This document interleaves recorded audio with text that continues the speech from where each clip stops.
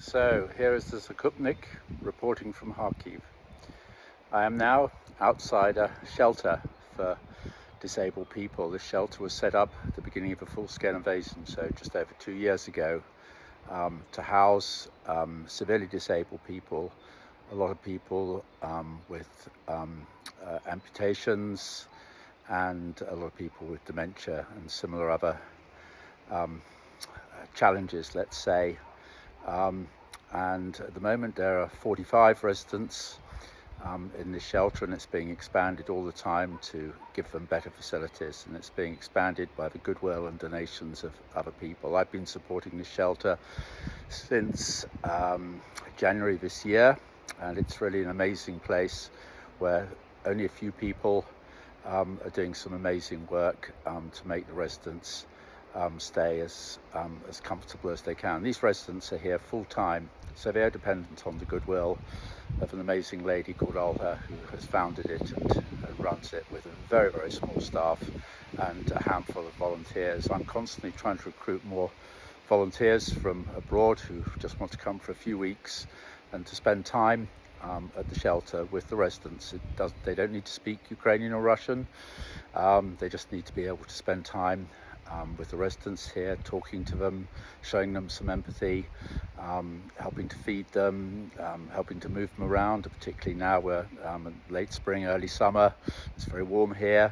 To take them outside, there's a lovely safe outdoor space at the back of the shelter, and to help feed them, to help them move around, as I said, even help them to take a shower, to go to the toilet. So it's not easy work, it's demanding work, but incredibly rewarding. So as the rest of my story, being the Zakupnik, the shopper, I've done a lot of shopping just in the last week since I arrived in Kharkiv a week ago, and I've certainly had some interesting experiences over the last week, particularly on Thursday. It was today's Monday, Easter Monday. Well, Easter. This is Orthodox Easter, so Easter Day was just yesterday, and today is still part of the religious festival. And missiles are now raining down on Kharkiv city and other parts of the area, literally on a daily basis. There are explosions all the time. Just where I'm living, there were 5 explosions very nearby, just in the space of 24 hours. So it's almost like being in the UK and you go outside and it's raining and you think, oh my goodness me, it's raining. And in fact, it's just the same here, except they're missile attacks all the time. The GPS is often down because the Ukrainian military scramble the GPS to try and make it as difficult as possible for the Russian armed forces who are sending the missiles over. So on Friday, I was going to a big Metro superstore to literally buy a whole lot of various items, mainly hygiene related items, to take to a village. The GPS was down. I thought that I knew where the Metro was, but in fact it seems I didn't, and I realized after maybe 20 minutes that I was going in the wrong direction, because I recognized where I was. So I thought I'll just turn down a side street and turn round. But unfortunately, when I turned round, I think I was a bit sort of annoyed with myself for having taken the wrong turning, and in reversing to turn round, I managed to hit another car, or my back end hit another car. Very little damage to my car, but a fair amount of damage to the other car, but it was still relatively superficial. So we had a little, let's say, negotiation, which didn't end up very well for me, because I ended up by having to commit to pay the guy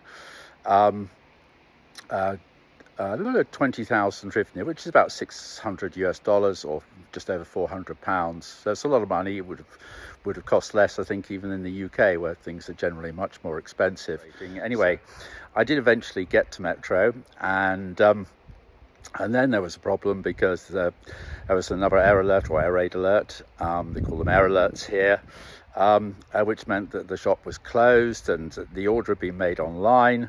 And when eventually we got in, I was told that because the order had been made online, I had to pay online, even though I was still there. So although I was there in person. Anyway, there was a problem. It looked as if my bank wasn't accepting the payment, when in fact it did. And then the problem was with the Metro's system. They told me I had to ring their bank, and they said that I was a fraud. So yeah, in the end, we had to admit defeat and cancel the order, and then I had to put it was over £400 worth of items, which is in UK terms is about what £800 would buy.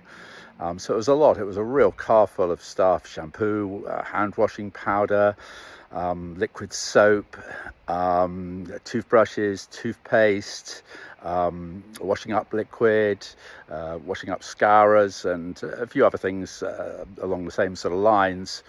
And so we had to put it all through the till as if I had just bought it, which of course took a long time.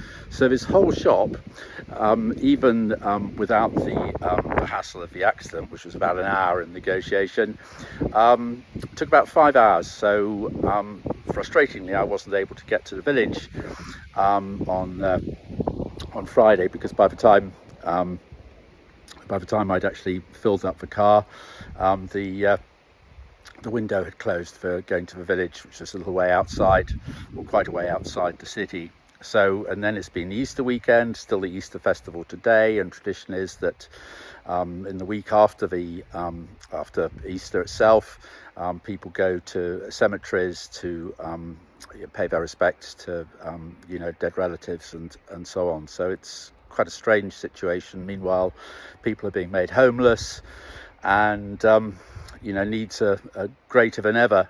So what I've been doing instead is with one of my fellow volunteers, Ukrainian volunteer, we've been going around to various people that they know about, to deliver very specific items, some of the items from my car, but also other items that I bought, medicines, towels, even a few toys and some various food items as well. And we've delivered those to various people in need, both on Saturday and today. And in particular today, we visited two families who have Down syndrome children. They're living in really poor accommodation. I saw in one of the homes today,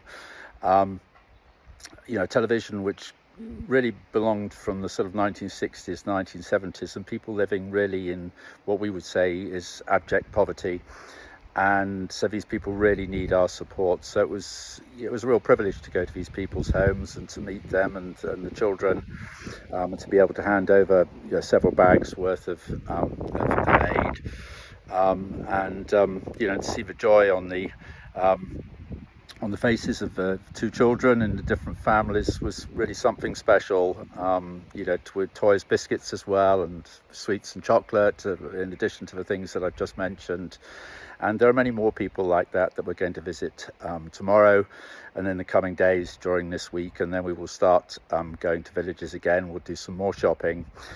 So far on this visit, I've spent about £800 of your money. I'm committed to spending another £1,200, so a total of £2,000 in the next week or so. But I really need more donations from you. It's just really hard for people here. More and more missiles coming down, more and more death and destruction, people being injured. And we've got May the 9th coming up, which is Victory Day in what was the Soviet Union, now Russia. And so we're expecting a big response, unfortunately, from Putin, and also been promises, if that's what you like to call them, that there will be some sort of offensive at some point this month. So maybe May the 9th will be the precursor of that. And we'll just see. But I'm committed to staying here and helping people, but I really need more donations. So I'm super grateful to you all for the donations that you've made. And I just plead with you to keep topping up my shopping basket, please. So again, I'll sign off now. I have to go into the shelter. I have two chairs which are sent out for the UK. They're, I suppose we call them toilet chairs for disabled people. They're on wheels, and they're much needed here as well. And I also have a pair of anti-latex gloves. For somebody here who has an allergy, can't wear normal gloves, has real skin allergies. So I've got a box of 32 pairs to give to this lovely lady. So I'm about to head into the shelter now. And so again, thank you very much for your donations, and please keep topping up my shopping basket.